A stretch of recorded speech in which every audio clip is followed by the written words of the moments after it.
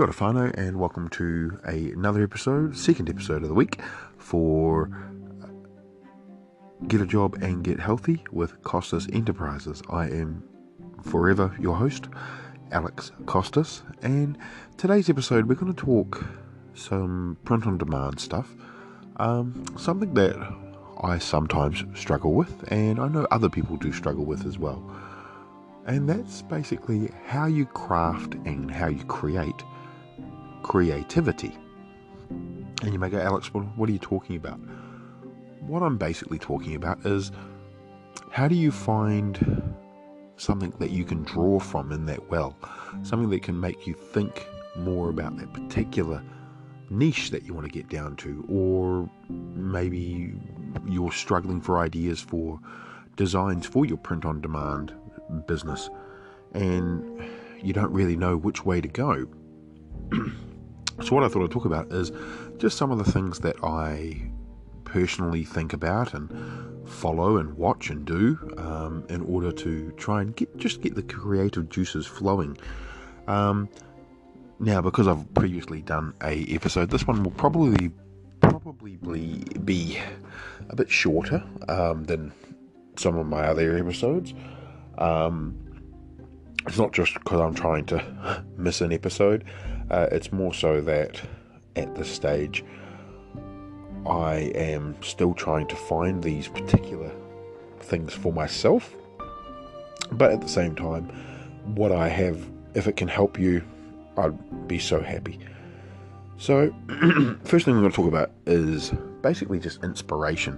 Now, of course, we have a lot of things in our lives that we use for inspiration, and sometimes it can be the direct inspiration, sort of a copy mentality, and that's not really what we want to do with print on demand. You can have some influences that will work towards your actual design and to get the creative juices flowing, but you don't want to outright copy someone else's idea or copy someone else's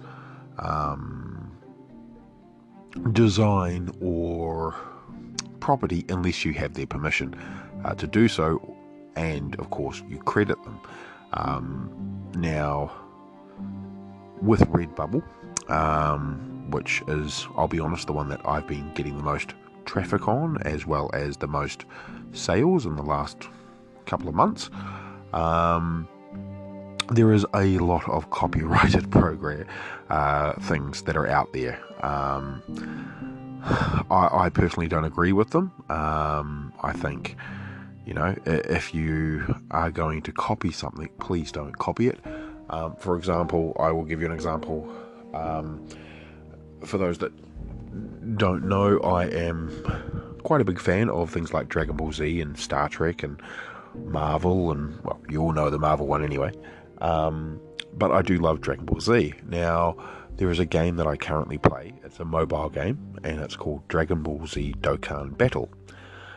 And while scrolling through Redbubble, literally one of the first things in my feed was someone had taken the images of the cards that you can obtain within Dokkan Battle, and they were using them as stickers, they were using them as t-shirts, and the reason I knew that these were cards from the Dragon Ball Z Dokkan Battle game was because I actually have those cards in my game.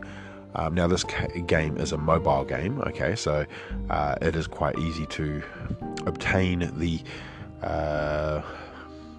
designs, and I also saw designs from Dragon Ball Z Legends, Dragon Ball Legends, which is another mobile game, and it just made me feel a bit like I got why they were doing it. I understood that they were trying to make money off it, but with a property like that, it's so big and there's so many issues with copyright. If you just do a like for like copy, you will get shut down at some point in time. Someone will report you, or Redbubble themselves will come across it and be like, oh, hang on, this isn't sanctioned. This isn't written by the guys that actually make the game and stuff. And it is quite clear that it has been ripped from sort of a mobile game or something like that. I mean, the only thing they haven't got is the logo there, which is quite funny. Otherwise, the card itself, minus the powers and minus, what it is that the card does, the actual image itself is quite clearly not done by the artist. When you scroll down to the very bottom and you see the very first designs, which had nothing to do with Dragon Ball Z, and the artwork is not very good. So, how do you get around using inspiration for something like that versus actual what this guy had done, which was copy it correctly? Now, I'm not going to name and shame him, but I will, just say stay clear of that sort of things when you are doing your print on demand. So, how can you use that stuff as an inspiration? Well, instead of doing a like-for-like copy, you can make the design your own. Now, that is not saying still copy the design and change them to blue or yellow. What I'm talking about is maybe if you like that particular character, you draw your own one, which I know drawing does come hard for a lot of people, myself included. I am more likely to copy something from Canva, but with the Canva, those are licensed images which I have the right to use, which is a bit different from what this person was doing. So it's just a way of not getting around that copyright thing without. If you've got the legal right to use it, then it's okay. Now, that said, there are some brands that you can use. For example, Rick and Morty. Redbubble actually has a paid partnership with Rick and Morty, and you can, as long as you design it yourself, you can use the likeness of Rick and Morty and some of the other characters. There are rules around these sorts of things, and if you are a bit of an artist and you do want to get into that sort of way, and you're like, oh, I wonder what other properties there are, you can go to Redbubble and you can actually search for it. If you scroll down to the very bottom, you can see sort of paid partnerships, and there is a place there for you to look at all of the properties, and there's quite a few of them. In fact, Star Wars used to be part of them. They're not taking any more, so they do get reviewed by the actual properties as well, which means that when you do upload that design, they will take a certain portion of your profit, because you are using them to make money, but that's all handled by Redbubble themselves, from what I can understand. At the same time, there are restrictions on certain things, like, for example, with the Rick and Morty, even though it's a very adult cartoon, they do not want you to put outright swear words on the designs. There are also some references within the show itself that you are not allowed to use, so it's good to go on each property, check and see what it is that they actually will allow you to do and what you can't do. It's very, very important that you look at those, because otherwise they will automatically be taken down, and you won't be able to use that property at all. That said, you can sort of say that you are designing Rick and Morty stuff as well, but you have to credit it as well, as this is a paid, this is part of the partner program and so forth. And there are a lot of ones. I think Adventure Time is another one that's on there. I think Star Trek was on there. Star Wars was on there. One of those sorts of ones. And yeah, it's definitely a very cool idea. Another thing that you can use for inspiration is, of course, things like movies, TV. You can create quotes from TV.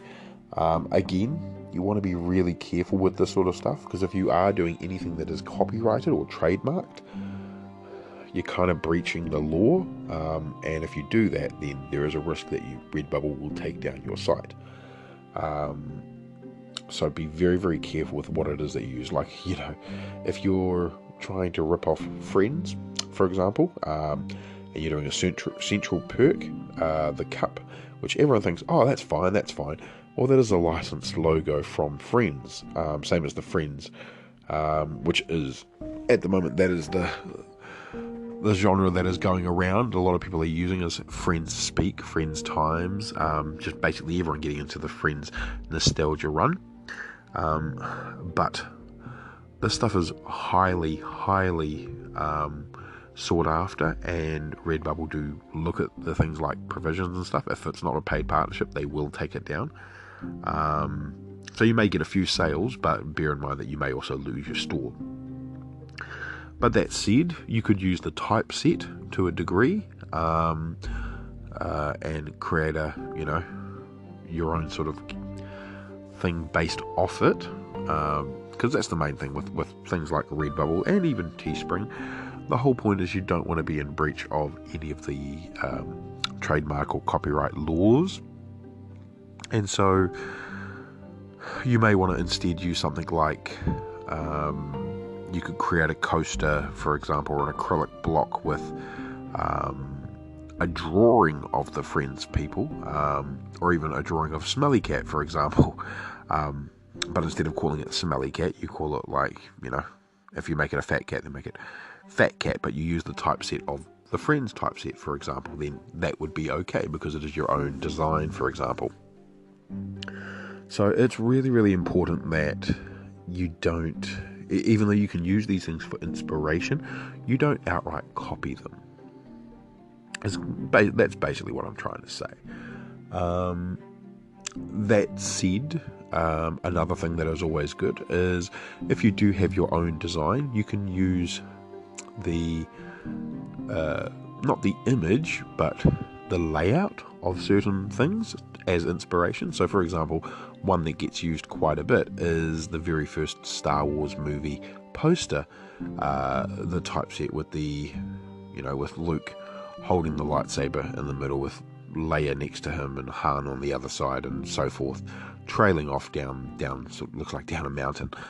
You could effectively use that with own characters that you've created, or even another option for that is you could, for example, create your own version of that poster, but instead of using Star Wars characters, maybe you use all different fandoms, for example. So maybe you have, you could have Luke still at the top, but next to him you have Black Widow as Leia, and then as Han you could have someone like, I don't know, Mal from Firefly, whatever. I mean, it's just an idea, but that sort of thing, you can still use that because the layout itself is not being copyrighted, and people will get the reference to what it is that you're trying to, to reference. Same as the Charlie's Angels, you could have 3 anime characters all doing the Charlie's Angels pose, for example, because it's not a complete rip-off, it's an homage, which homages are okay. What else is a really good thing? So one of the other things that you can do as well is, at the moment, a lot of my inspiration has come from the books that I've been listening to, the audiobooks that I've been listening to. For example, one of them I did, one of the new designs that I created and uploaded was, so using Google, I typed in entrepreneur, and I've got the actual definition of an entrepreneur, and then inside that I've got the Google's, not the official Google search bar, but the dictionary.com search bar with and the word and the word successful. So when you type in successful, it comes up with entrepreneur. And when I first looked at it, I thought, oh, that's a funny design, and it's it hits a certain niche as well, which is good. But then when I looked at it on things like, it doesn't look so good on t-shirts and stuff, but what it does look good on is things like wall prints and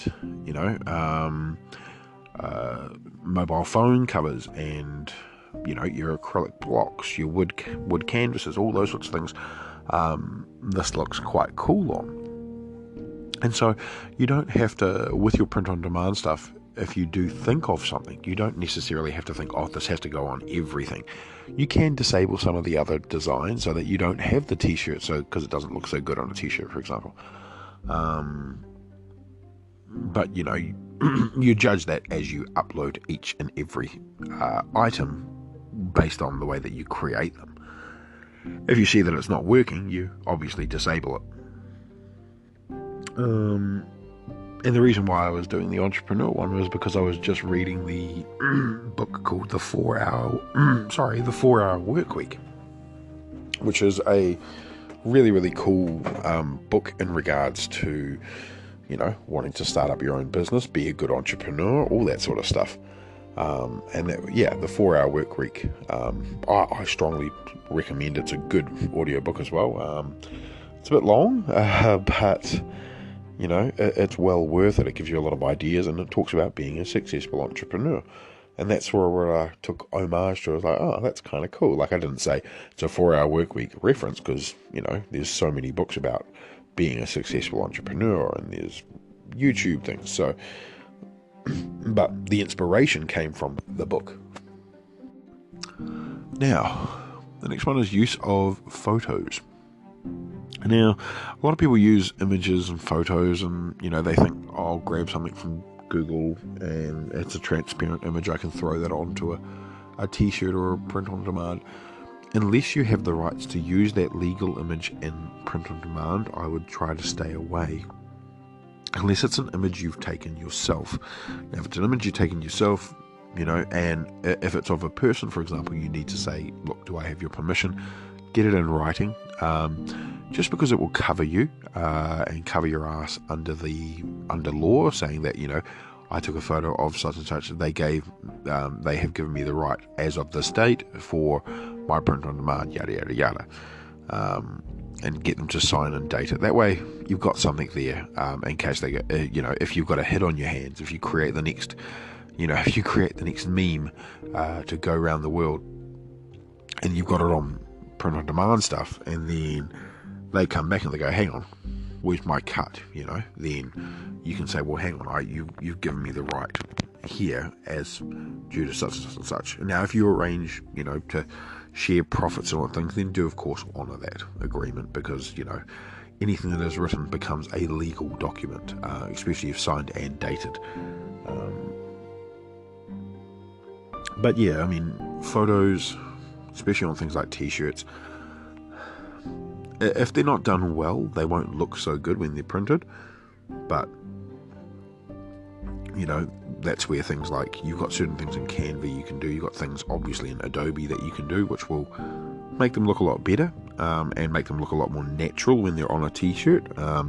For example, I saw a video the other day of a Canva tutorial, which basically showed how putting a frame around it, a PNG frame that you got, transparent background one, around the photo, it just makes it look a lot more natural than the square or the rectangle of the photo that you've got.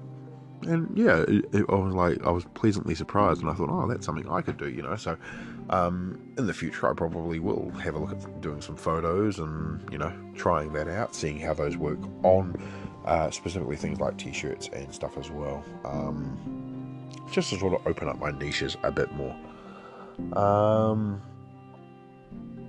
Of course, always you've got things like music that can be inspiration.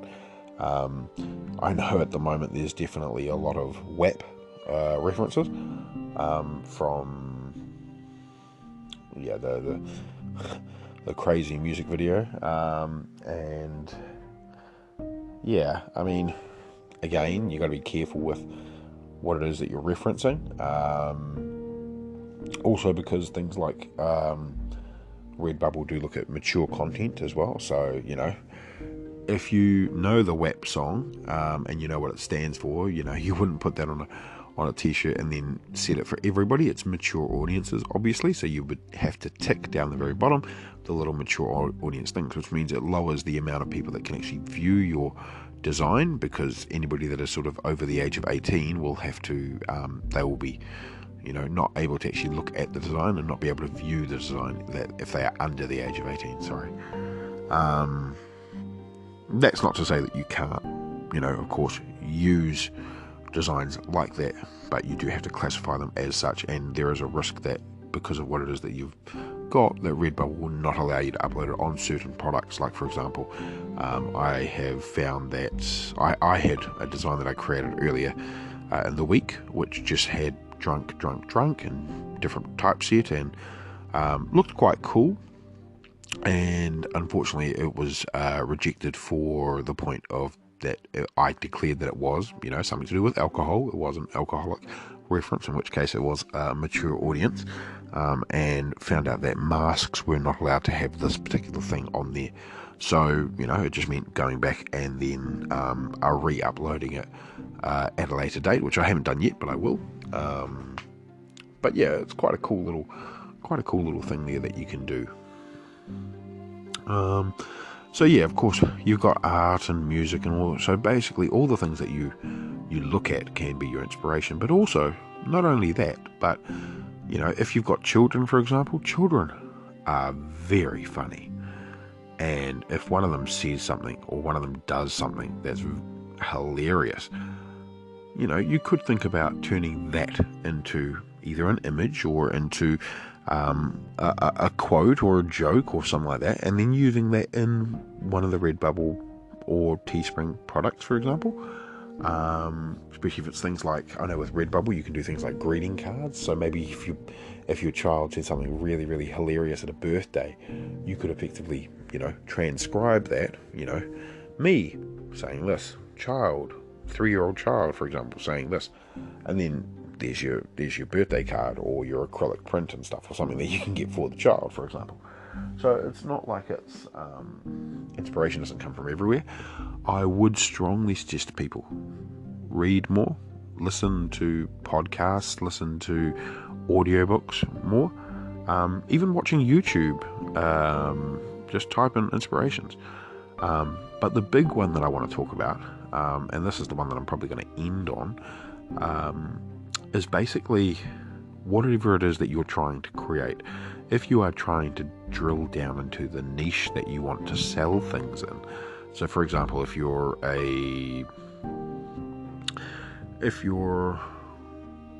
an American lover of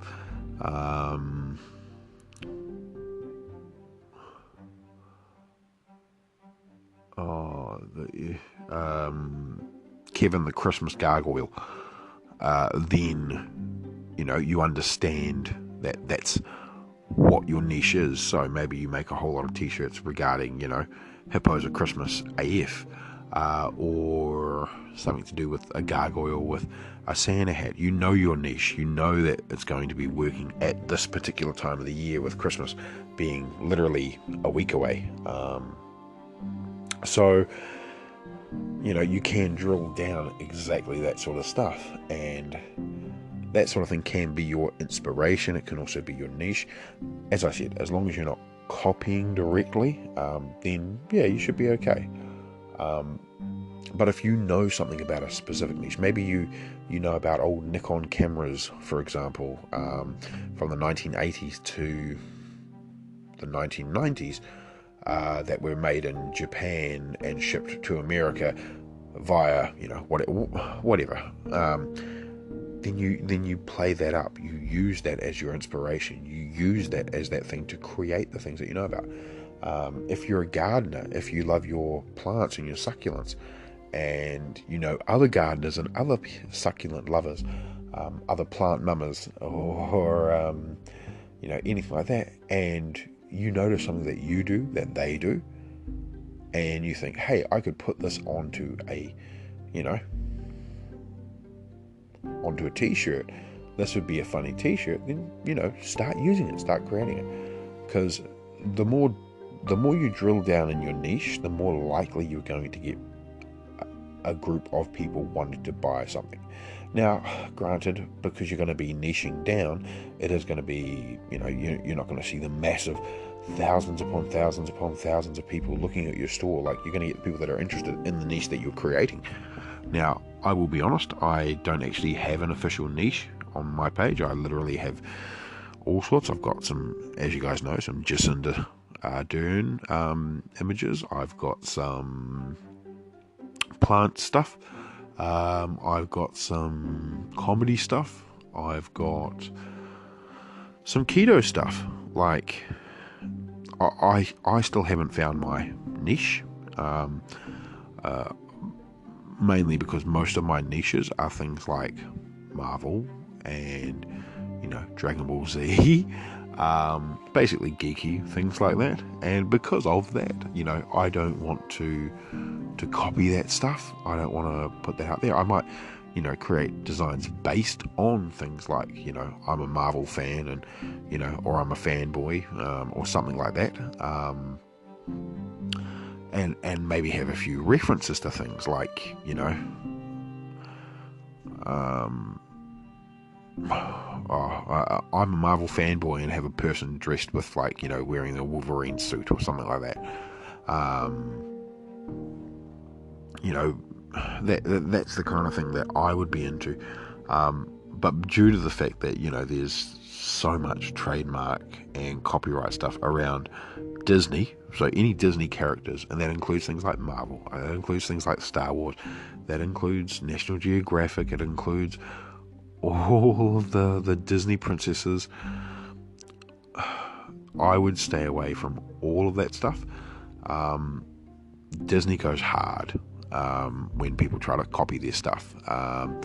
They will easily shut you down. They've got trademarks on everything. They've got trademarks on trademarks on trademarks. They review their trademarks, from my understanding, so that, those things like Snow White, which is a movie that's over 50 years old, well, yeah, when the trademarks come up, they will review those trademarks so that they can keep using the image of Snow White, the way that they have created her, and the Seven Dwarfs and all that sort of thing. So it is one of those ones where, if you are going to niche down, be careful, especially if you are trying to copy down. One other thing that everyone does is Stranger Things. So many people do Stranger Things designs and Stranger Things type font and all that sort of stuff. Now that's all good if they are, referencing Stranger Things and they're giving a profit to Stranger Things, or they've got permission from Stranger Things to do those designs. But 9 times out of 10, if they're not included in the paid promotion that Redbubble currently have with entities, then you do it at your own risk. I'm advising everyone don't risk it, because there's no point. You might only get $2 or $3, but for a sale, because someone's like, oh, I really love that design, that's really cool. Look, it's a picture of Dustin from Stranger Things. But, if you haven't got the rights or the authority to use that property and you get found out, then you lose your whole store. And that means you've got to start from scratch. Now, that's all good with places like Redbubble and Teespring, but if you're on Amazon, Merch by Amazon, and you've got to go back up the tier lists, that's not fun. That's not easy. From what I can see, it doesn't necessarily happen a lot that you go up the levels, and it can be pretty hard. But yeah, so those are my main ones of actually looking at what you can do to try and sort of open your creative mind. Again, they're pretty much, don't rip off stuff, but, amend stuff that you are aware of. Use layouts that are, popular, if you can't think of anything. So, as I said, with the fandom Star Wars A New Hope poster, but using different fandoms, then that's an idea that you guys are more than welcome to use, because if you can draw, I would love to see it. Basically don't rip things off unless you are prepared to potentially have your store closed and shut down. Do look at things like paid partnerships of who it is that they actually work with, what entities they work with, and then what you can design and how you design that. So that's the do's and the don'ts, for example. Get your creative juice flowing with listening to audiobooks or reading or watching certain YouTubes, and then finally look down and more into the niche that you're trying to get into, or something that you yourself really, really obsess and enjoy. We all have something like that. We all have something that makes us go, oh, I really love that. Oh, I really love that. Well, if you do, there will be others out there that do it as well. So start to drill down, start to do what you need to, just so that you can sort of create the more designs that you want. Remember, homage is okay, copy not. Alright, pretty simple. That about does it for this week's episode. I will hopefully be back again next week before Christmas, the day before Christmas, so Christmas Eve. If I don't hear from you all before then, happy holidays for everybody. I know that at the moment some people have Hanukkah, some people have Kwanzaa coming up, and of course Christmas, everyone knows.